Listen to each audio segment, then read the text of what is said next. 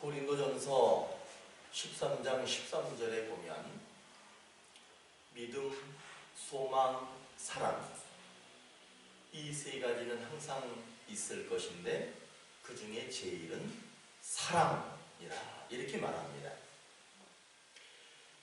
왜 이 성경에서는 사랑이라고 하는 것을 제일 중요하고 제일 소중하다 그렇게 말씀하고 계실까? 그것은 하나님께서 자신에게 하나밖에 없는 독생자 아들을 이 세상에 생명을 주라고 내려보내신 사랑이 그 사랑이기 때문에 가장 중요하다라고 얘기하는 거예요. 그리고 그 아들 예수님은 이 세상에 내려오셔서 자기의 생명을 아낌없이 우리를 향해서 아무런 대가 없이 값없이 우리의 생명을 살리기 위해서 그렇게 주셨기 때문에 그 사랑을 가리켜서 그 사랑이 제일이라 이렇게 말씀하고 계시는 겁니다. 이 사랑을 근거로 그 사랑이 또한 제일인 이유가 있는데 믿음이라고 하는 것은 언제부터 시작됐느냐라고 하면 에덴 동산에서 아담이 하나님의 얼굴을 뵙고 있을 때에는 믿음이 필요 없었습니다. 또한 하나님 나라에 지금 우리보다 앞서 하나님 나라에 들어가 계신 분들이 계시잖아요. 그분들에게도 믿음은 필요가 없습니다. 우리 성도들께서 이걸 좀 기억하셨으면 좋겠어요. 믿음하고 똑같은 말이 뭐냐 하면 하나님의 얼굴을 본다예요. 하나님의 얼굴을 보는 사람은 믿음이 있는 거야. 믿음이 필요 없는 거예요. 하나님의 얼굴을 볼 수 없게 됐습니다. 그 이유는 아담이 죄를 지어서 타락함으로써 하나님의 얼굴을 못 보게 됐어요. 그럼 이제 무엇이 필요하냐 하면 믿음이 필요한 거예요. 그러면 믿음은 언제부터 언제까지 필요하느냐? 우리의 한 인생으로 본다면 한 아이가 세상에 태어나면서부터 하나님 나라에 들어가기 전까지는 반드시 믿음이 있어야 됩니다. 그리고 소망도 한번 얘기해 볼까요?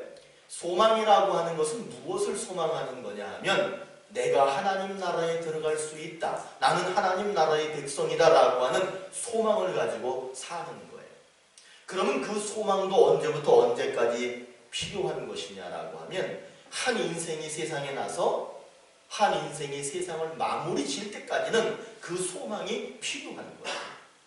그러나 하나님 나라에 들어갔을 때에는 소망이 필요가 없습니다. 하나님의 얼굴을 비울 수 있기 때문에 그렇습니다. 그런데 사랑은 언제부터 언제까지 있었느냐? 태초에 이 세상이 만들어지기 전부터 그 사랑은 있었어요.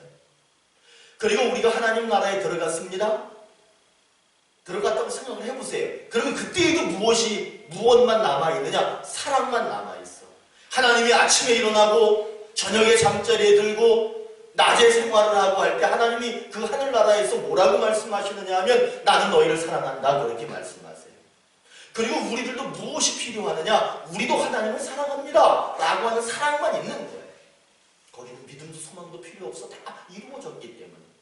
그리고 이제 하늘나라에 가면은요 제가 여기에 계신 분들을 다 만날 거예요.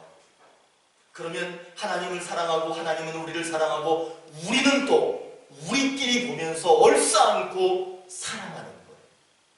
사랑만 남습니다. 그래서 믿음도 중요합니다. 소망도 중요합니다. 그런데 사랑이 제일 중요하다라고 하는 말은 하나님의 사랑이 필요합니다. 우리가 하나님을 사랑해야 합니다. 그리고 우리가 서로 사랑해야 합니다. 하나님 나라에서는 이제 사랑밖에 없기 때문에 그 사랑이 가장 중요하다 그렇게 말씀하고 계시는 겁니다. 사랑은 절대 사라지지 않아요. 사랑만 존재합니다. 믿음은 우리에게 구원을 받게 합니다. 소망은 하나님 나라, 우리가 이 땅에 살고 있지만 하나님 나라를 바라보면서 살아갈 수 있는 힘이 되어줍니다. 사랑은 그러면 무엇을 하느냐? 그 구원받는 믿음을 지켜줍니다. 그리고 하나님 나라를 향하여 걸어가고 있는 그 소망을 하나님께서 그 사랑을 통해서 지켜줍니다. 소망을 잊어버리지 않게 한다, 이런 말씀이에요. 하나님은 사랑이시고 예수님도 사랑이시고 그리고 그 사랑으로 우리가 서로 사랑하기를 원하시는데, 그렇게 사랑하는 사람들에게 오늘 하나님께서 약속하셨어요. 뭐라고 약속하셨느냐 하면 풍성한 응답으로, 풍성한 열매로 너희들을 기쁘게 하겠다는 거예요. 사랑하면. 오늘 말씀에 이런 말씀이 있어요. 하나님이 예수님을 사랑하신대요.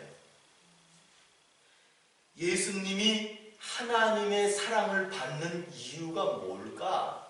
그걸 봤더니 예수님이 뭐라고 그랬냐면, 내가 내 아버지의 사랑을 받는 이유가 뭔 줄 아십니까? 그래요, 예수님. 그러면서 뭐라고 말씀하시느냐 하면, 내가 내 아버지의 계명을 지켰기 때문입니다, 이렇게 얘기를 해요. 10절에서 그렇게 말하죠. 또 예수님이 뭐라고 그러냐면, 예수님이 우리를 사랑하신대. 근데 우리를 사랑하시되 어떻게 사랑하시냐 하면 지속적으로 변함없이 우리를 사랑하신답니다. 그러면서 예수님이 뭐라고 말하냐면, 내가 지속적으로 변함없이 사랑하는데 그 지속적이고 변함없는 사랑을 받기 위해서는 여러분들이 어떻게 해야 됩니까? 계명을 지켜야 합니다. 그렇게 얘기합니다. 그것도 역시 10절에서 얘기하고 있죠. 그런 것처럼 하나님이 예수님을 사랑하는데 예수님이 사랑받는 이유는 하나님의 계명을 지켰기 때문이고, 예수님이 우리를 지속적으로 변함없이 사랑하시는데 그 사랑을 우리가 받기 위해서는 우리는 예수님의 계명을 지켜야 된다, 이렇게 말씀하고 있는 겁니다. 예수님의 사랑 안에서 계명을 지키면서 살아가는 인생이 되십시오, 이런 말씀이에요. 우리가 믿음을 가지고 살아가는데 그 믿음을 가지고 살아간다라고 하는 말을 좀 더 구체적으로 얘기하면 예수님 사랑 안에 사는 거예요. 그 사랑 안에서 믿음과 소망을 잃어버리지 않고 살 수 있는 게 뭐냐? 계명을 지킨다는 거예요. 예수님 사랑 안에 있는 인생에게 예수님 안에 있는 기쁨을 주시기 위해서예요. 예수님 안에 기쁨이 가득 들어있는데 그 기쁨을 우리에게 주신다는 겁니다. 예수님 안에 있는 기쁨은 다른 사람을 위해서 희생하시고 죽은 다음에 다시 살아나셔서 그 얻으신 생명을 우리에게 주신 거예요. 그것이 바로 예수 안에 있는 기쁨입니다. 예수님 안에 있는 기쁨, 이거는 우리의 영혼을 살리는 영원한 생명이고요. 그리고 또 하나가 있습니다. 여러분, 이 세상을 살아갈 때 영혼이 잘 됐다, 그러면 그것으로 됐다, 이렇게 믿음 좋은 분들도 있지만 우리 하나님께서는 뭐라고 말씀하시느냐 하면 물질까지도 책임지신다, 이렇게 약속합니다. 예수 안에 있는 기쁨이라고 하는 것은 우리 삶에 필요한 모든 것을 말합니다. 그것은 우리의 영혼이 구원받는 거예요. 그리고 또 하나는 우리가 이 세상 살아갈 때 필요한 물질적인 모든 것까지도 포함하고 있다는 사실입니다. 우리 주님 안에 살면 영원한 생명을 얻습니다. 이 세상에 살아가는 동안에 정말 많은 것들이 필요하거든요. 근데 그 필요한 모든 것들, 그것을 우리는 물질, 영적인 것, 그리고 물질적인 것, 이렇게 얘기합니다. 이 두 가지를 책임져 주셔서 우리 안에 기쁨을 가득 채워주시겠다라고 약속하고 계시는 거예요. 이 기쁨을 받으려면 뭘 지켜야 돼요? 계명을 지켜야 됩니다. 그러니까 오늘 이 말씀에서 뭔가 키포인트가 있어요. 계명이라는 게 중요한 거야. 그러면 계명이라고 하는 게 매우 어렵고 매우 힘들고 막 그런 것처럼 느껴져요. 막 뭔가 부담스럽기도 하고 그렇습니다. 그런데 오늘 우리 12절 한번 읽어볼게요. 그 계명이라고 하는 것이 뭔지 12절에 기록하고 있어. 다 같이 한번 시작. 내 계명은 곧 내가 너희를 사랑한 것 같이 너희도 서로 사랑하라 하는 이것이니라. 계명이 뭐래요? 서로 사랑하는 게 계명이래요.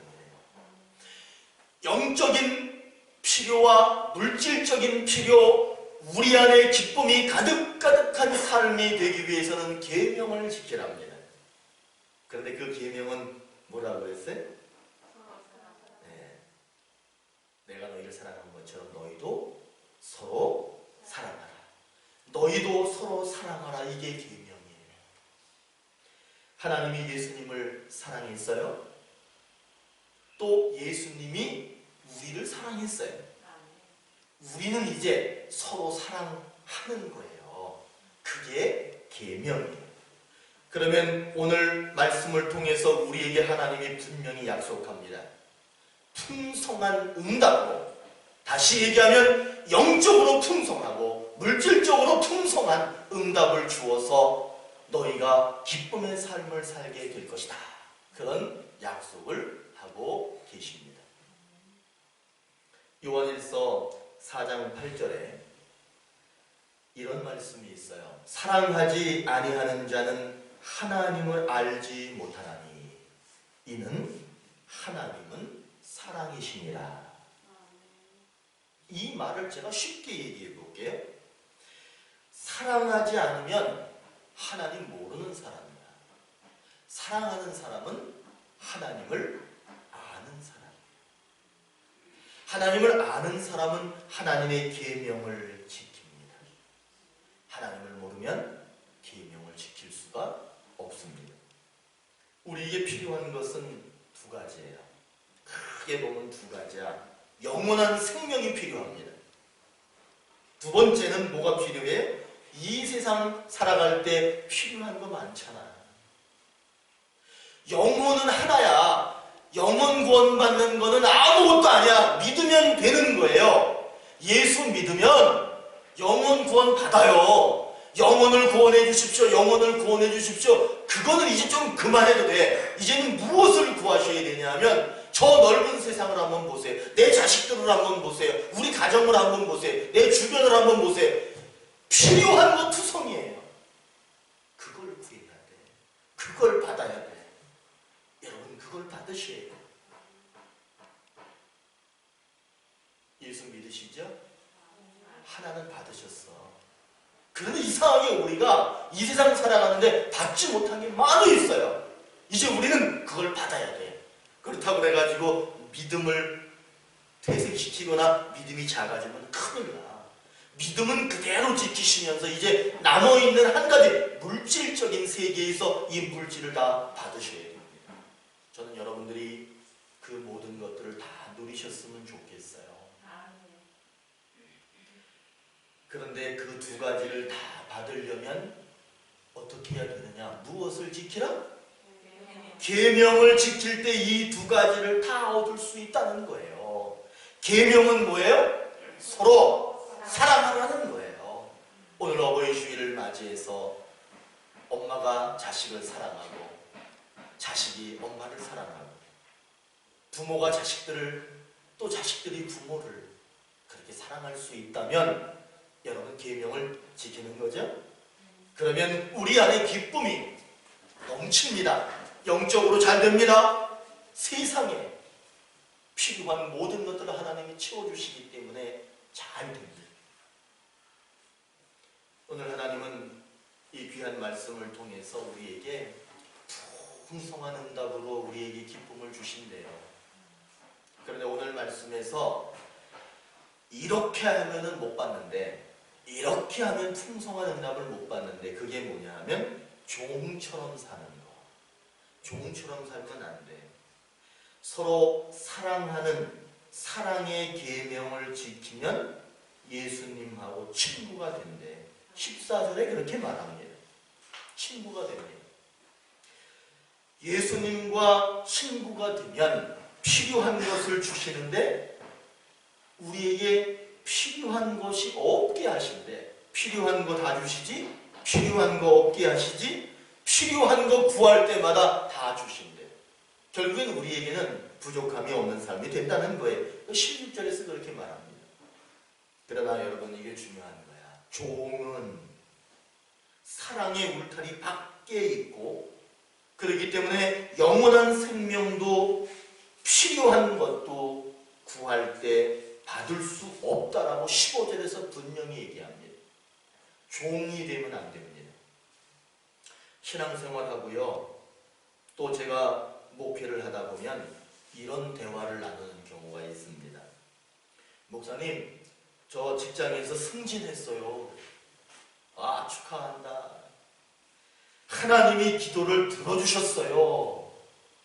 이렇게 말하는 사람들이 제 주변에 있습니다. 목사님, 어머니가 갑자기 병원에 입원하셨어요. 왜 입원하셨는지, 왜 어디가 아프신지 모르겠어요. 그러나 목사님, 저는 하나님이 우리 어머니를 고쳐주실 거라고 믿어요. 이렇게 말하는 사람이 있고, 목사님, 제 아들이 교통사고를 당했어요. 폐차했어요.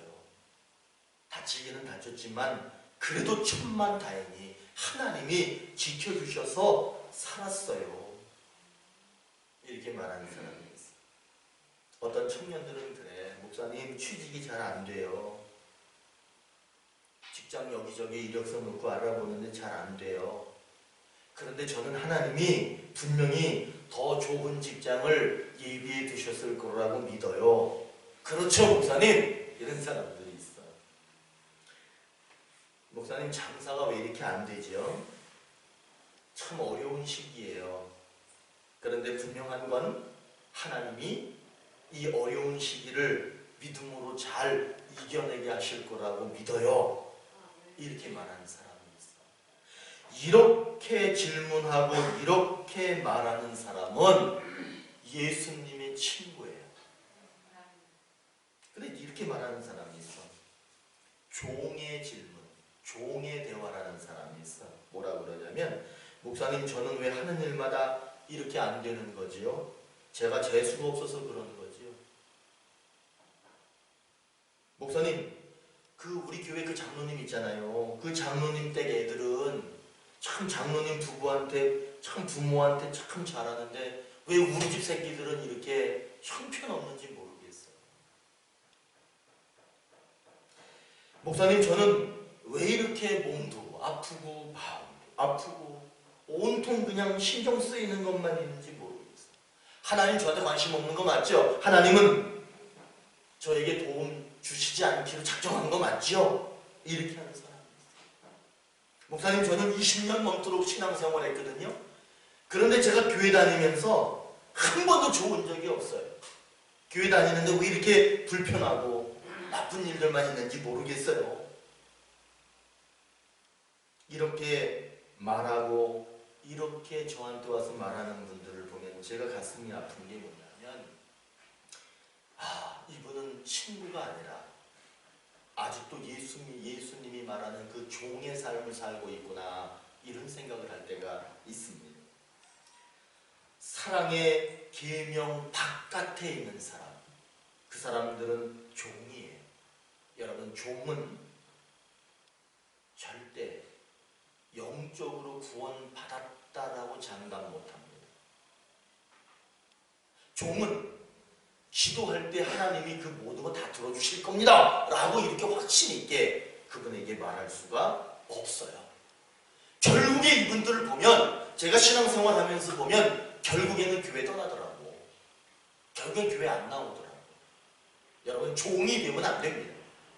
종은 내가 만일에 종의 모습을 조금이라도 가지고 있다면 회개해야 돼. 그리고 종이 아니라 친구의 모습으로 내가 바뀌어야 될 줄로 믿습니다. 예수님의 사랑을 가득 품고, 그 하나님의 사랑이 내 안에 가득 차 있고, 그 가득 차 있는 사랑으로 내가 이웃을 사랑하고 친구를 사랑하고 그리고 서로 사랑하려고 하는 그런 삶을 산다면 하나님은 우리에게 영원한 생명을 주십니다.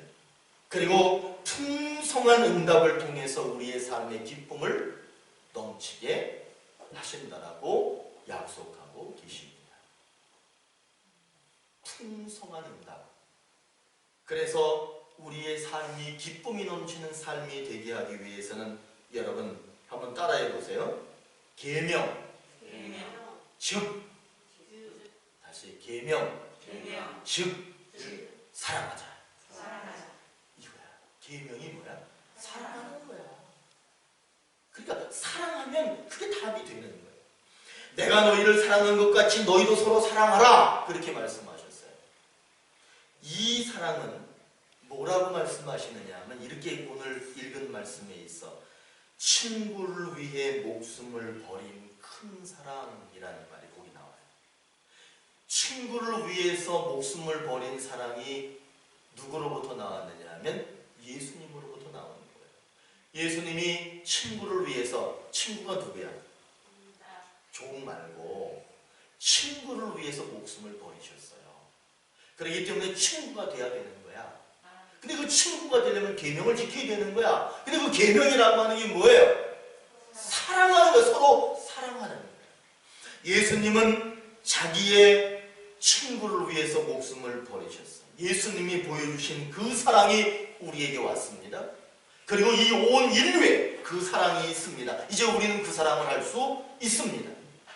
그러면 우리는 큰 거 두 가지를 받아. 영적인 구원을 받고 물질적인 구원을 받게 되는 거예요. 안타까운 건 예수님 안에서 기쁨을 풍성하게 누리는 사람이 분명히 있습니다. 그러나 안타깝지만 예수님 안에 있지만 분명히 예수님 안에 있어. 그러나 불행한 사람들이 있다는 거예요. 우리 예수님은 불행을 약속하지 않습니다. 우리 예수님은 행복을 약속하시는 그런 분이에요. 그렇기 때문에 우리 모두는 친구이고 행복을 약속받았어요. 그러나 이상하게도 불행이 끊이지 않고 어려움이 끊이지 않고 계속해서 그런 것들이 있다면 여러분 이걸 생각하셔야 돼요. 하나님과 나와의 관계에 뭔가 문제가 있다는 거예요. 관계에 문제가 있으면 그 문제가 있는 거거든요. 특별히 하나님하고 나와의 관계에 문제가 있는데 그걸 제가 곰곰이 생각해 보니까 사랑과 짝사랑의 관계가 아닌가 이런 생각을 해봤어요. 남편이 밖에서 음식을 먹어요 이렇게. 그런데 갑자기 자기 아내 얼굴이 막 떠오르는데 그리고 자기 애들 얼굴이 막 떠오르는 거야. 자기가 음식을 먹으면서. 그러면 그거 사랑이야. 사랑 맞죠? 또 아내가 이렇게 길을 가다 보니까 쇼윈도우에 마네킹이 멋있는 옷을 딱 입고 있는 거야. 그러니까 그 아내가 이렇게 지나가면서 그걸 보면서 자기 남편을 생각하는 거야. 그러면서 우리 남편이 이 옷을 입으면 참 멋있겠다 이 생각을 가졌다. 그러면 그건 뭐야? 사랑이에요. 사랑이에요. 자녀들이 부모님의 결혼 기념일을 기억하고 부모님의 생신을 기억하고 오늘같이 어버이 주일인데 어버이날을 기억하면서 엄마 아빠에게 선물도 준비하고 작은 메시지를 준비해서 엄마 아빠 낳아주셔서 감사해요. 초등학교 때 아이들이 그거 많이 낳아주셔서 감사해요 라고 하는 메시지를 부모에게 전달하면 그건 뭐야? 사랑이야. 사랑. 그런데 여러분 짝사랑도 있어요. 짝사랑이 뭐냐면 얘가 사랑하는 사람한테 밤새도록 편지 10장을 막 쓴 거야. 밤새도록 사랑을 가득 담은 10장의 편지를 사랑하는 사람을 만나서 두 손에 꼭 쥐어줬어. 꼭 읽어봐. 그랬어요. 그런데 그 사랑하는 사람의 그 편지를 받고는 걔가 이렇게 돌아가는 걸 보면서 뜯어보지도 않고 휴지통에다 버렸어. 그건 사랑 아니고 뭐예요? 지 혼자 사랑하는 짝사랑이야. 짝사랑. 그리고 또 용돈 아껴가지고 그냥 그 친구가 사랑하는 사람이 좋아할 만한 좋은 선물을 사가지고 그것을 그 사랑하는 사람 손에 꼭 쥐어줬는데 그것도 역시 저 마당에다가 던져버리고, 그러면 그것도 역시 짝사랑인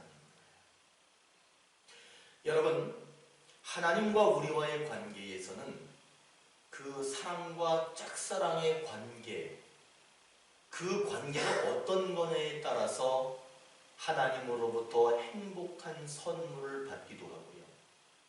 또 그것이 사랑이 아니라 짝사랑이라면 저분께서는 우리에게 생명을 보내주셨는데 그거를 휴지통에 던지고, 저분은 지금 우리에게 영적이고 물질적인 것들을 계속해서 우리 손에 쥐어주시는데 그것을 우리가 계속해서 휴지통에 저 바깥에 집어던지고 있다면 그분은 우리를 사랑하고 계시지만 그분은 짝사랑하게 만들게 하는, 그분을 짝사랑하는 분으로 만들게 한다면 그거는 분명히 관계에 문제가 있는 거죠.